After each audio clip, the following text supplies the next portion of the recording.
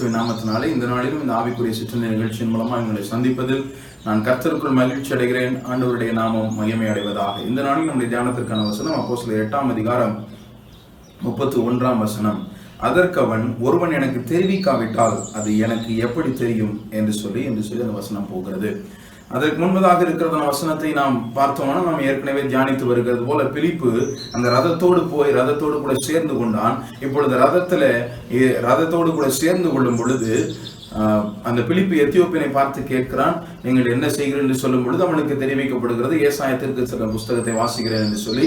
அப்பொழுது கேட்கிறான், நீங்கள் வாசிக்கிறதான கருத்து உங்களுக்கு புரிகிறதா, நீங்கள் என்ன வாசிக்கிறீர்கள் என்று சொல்லி உங்களுக்கு தெரிகிறதா என்று சொல்லி அவன் கேட்கிறான். கேட்கும் பொழுது அந்த எத்தியோப்பியன் பிலிப்பின் இடத்திலே சொல்லுகிறான், ஒருவன் எனக்கு தெரிவிக்காவிட்டால் எனக்கு எப்படி புரியும் என்று சொல்லி. ஒருவன் எனக்கு தெரிவிக்காவிட்டால் எப்படி புரியும்? இதே சூழ்நிலையில் தான் இந்த உலகத்தில் இருக்கிறதான ஜனங்கள் எல்லாம் இருக்கிறார்கள்.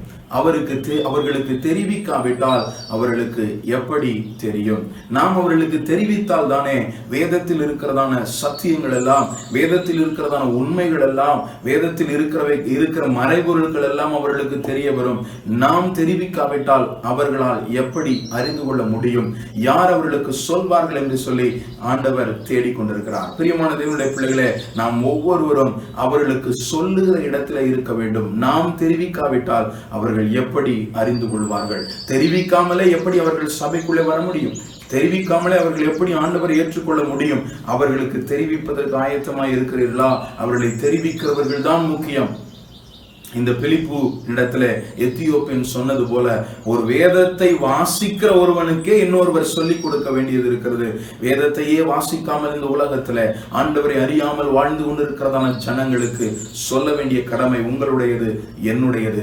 நாம் சொல்லும் பொழுதுதான் அவர்கள் ஏற்றுக்கொள்வார்கள். ஆகவே அவர்களுக்கு தெரிவிக்காமல் அவர்கள் எப்படி தெரிந்து கொள்ள முடியும்? ஆகவே தெரிவிக்கிற இடத்துல நாம் இருப்போம், அவர்களும் தெரிந்து கொள்வார்கள். ஆமென்.